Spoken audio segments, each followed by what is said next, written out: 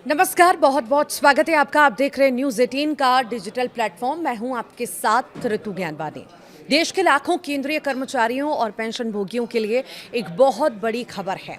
पिछले काफ़ी समय से सोशल मीडिया और कर्मचारी यूनियनों के बीच एक ही चर्चा सबसे तेज थी कि अब 50% महंगाई भत्ता होने के बाद इसे बेसिक सैलरी यानी कि मूल वेतन में मर्ज कर दिया जाएगा।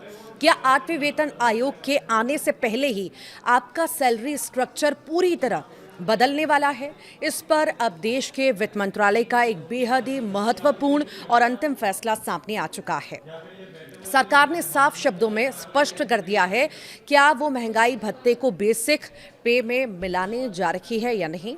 आज के इस वीडियो में हम इस पर पूरे गणित को समझेंगे, सरकार के तर्क को जानेंगे और ये भी देखेंगे कि इस फैसले का आपके बैंक अकाउंट में आने वाली सैलरी पर क्या सीधा असर होने वाला है। तो लगातार हमारे साथ बने रहिएगा।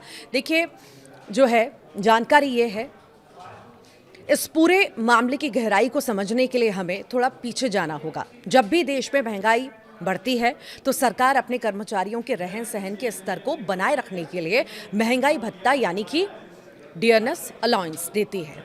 साल 2024 और उसके बाद के समय में ये डीए बढ़ते बढ़ते 50% के आंकड़े को छू गया। अब नियम और पुराने वेतन आयोगों के इतिहास को देखें तो जब भी महंगाई भत्ता 50% तक पहुंचता था तो उसे मूल वेतन यानी बेसिक पे में जोड़ दिया जाता था। इसे ही तकनीकी भाषा में डीए मर्जर या डीए का विलय कहा जाता है। कर्मचारी संगठनों और यूनियनों का तर्क था कि चूंकि महंगाई रिकॉर्ड स्तर पर है, इसीलिए 50% होते ही इसे तुरंत जो है बेसिक सैलरी का हिस्सा बना देना चाहिए। इससे कर्मचारियों का प्रोविडेंट फंड, ग्रेच्युटी और बाकी भत्ते अपने आप बढ़ जाते हैं। और इसी मांग को लेकर कई हफ्तों से वित्त मंत्रालय को ज्ञापन सौंपे जा रहे थे, लेकिन अब इस पूरी बहस पर पूरी तरह से विराम लग चुका है। वित्त मंत्रालय ने केंद्रीय कर्मचारियों की इस मांग को फिलहाल सिरे से खारिज कर दिया है। सरकार ने बेहद साफ और कड़े शब्दों में स्पष्ट किया कि फिलहाल अलग से किसी भी प्रकार के डीए मर्जर की कोई भी तैयारी नहीं है। यानी जो कयास लगाए जा रहे थे कि एक नोटिफिकेशन जारी होगा और आपकी बेसिक पे बढ़ जाएगी, ऐसा कुछ भी नहीं होने जा रहा। सरकार का कहना है कि 7वें वेतन आयोग की सिफारिशों में ऐसा कोई ऑटोमेटिक नियम नहीं था कि 50% डीए होते ही उसे मर्ज करना ही पड़ेगा। सरकार के इस आधिकारिक बयान ने उन लाखों कर्मचारियों को बड़ा झटका दिया है जो इस महीने से अपनी सैलरी में एक बड़े बम्पर उछाल की उम्मीद लगाए बैठे थे। अब सवाल ये उठता है कि सरकार ने ऐसा फैसला क्यों लिया और इसके पीछे पूरी तरह से आर्थिक समीकरण काम कर रहे हैं। अगर सरकार 50% महंगाई भत्ते को बेसिक पे में मर्ज कर देती तो सरकार के खजाने पर अचानक से अरबों खरबों रुपयों का अतिरिक्त बोझ आ जाता। जब बेसिक पे बढ़ती है तो केवल टेक होम सैलरी नहीं बढ़ती बल्कि कर्मचारियों का पीएफ कंट्रीब्यूशन बढ़ जाता है, जिसमें सरकार को भी अपना हिस्सा बढ़ाना पड़ता है। रिटायर होने वाले कर्मचारियों की ग्रेच्युटी और कम्यूटेशन की रकम भी भारी बढ़ोतरी इसमें भी होती है। और सबसे बड़ी बात, देश के करीब 50 लाख से ज़्यादा पेंशन भोगियों की मासिक पेंशन का बेस बदल जाता।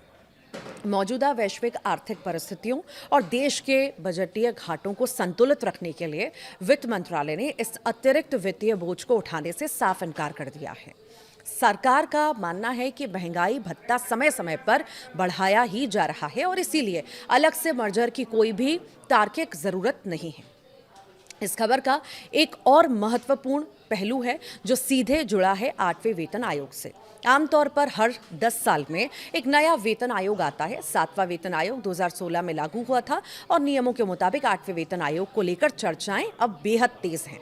कर्मचारी संगठनों का मानना था कि अगर डीए का मर्जर अब हो जाता तो 8वें वेतन आयोग के गठन के समय कर्मचारियों की फिटमेंट फैक्टर की गणना एक ऊंचे बेस से होती। लेकिन अब जब सरकार ने कह दिया कि कोई अलग से मर्जर नहीं होगा तो इसका सीधा मतलब है कि अब सैलरी स्ट्रक्चर में जो भी बड़ा बदलाव होगा वो सीधे 8वें वेतन आयोग के जरिए ही होगा।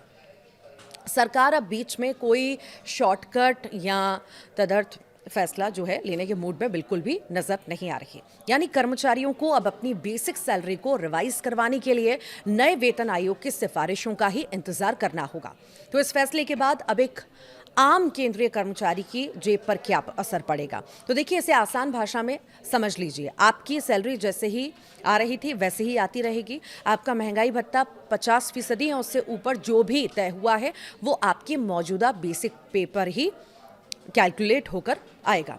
हाँ, एक राहत की बात ज़रूर है कि 7वें वेतन आयोग के नियमानुसार जब डीए 50% पहुंचता है तो कुछ अन्य भत्ते जैसे कि हाउस रेंट अलाउंस हो गया और चिल्ड्रन एजुकेशन अलाउंस हो गया, ट्रैवल अलाउंस हो गया, इसमें जो है बढ़ोतरी अपने आप लागू हो जाती है। वो लाभ कर्मचारियों को मिलते रहेंगे, लेकिन जो एक बड़ी छलांग बेसिक पे में मिलने वाली थी वो फिलहाल होल्ड पर चली गई है।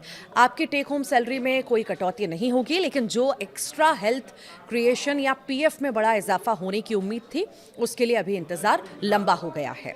संक्षिप्त में कहें तो वित्त मंत्रालय ने साफ कर दिया कि वो देश की वित्तीय स्थिति को ध्यान में रखकर कदम उठा रहा है और किसी भी लोक लुभावन दबाव में आकर डीए मर्जर का फैसला नहीं लिया जाएगा। अब सभी की नजरें इस बात पर टिकी हैं कि सरकार 8वें वेतन आयोग के गठन को लेकर कब आधिकारिक घोषणा करती है और इस पूरे फैसले पर आपकी क्या राय है। क्या सरकार का यह कदम सही है या कर्मचारियों की मांग जायज थी? हमें नीचे कमेंट बॉक्स में जरूर बताइएगा।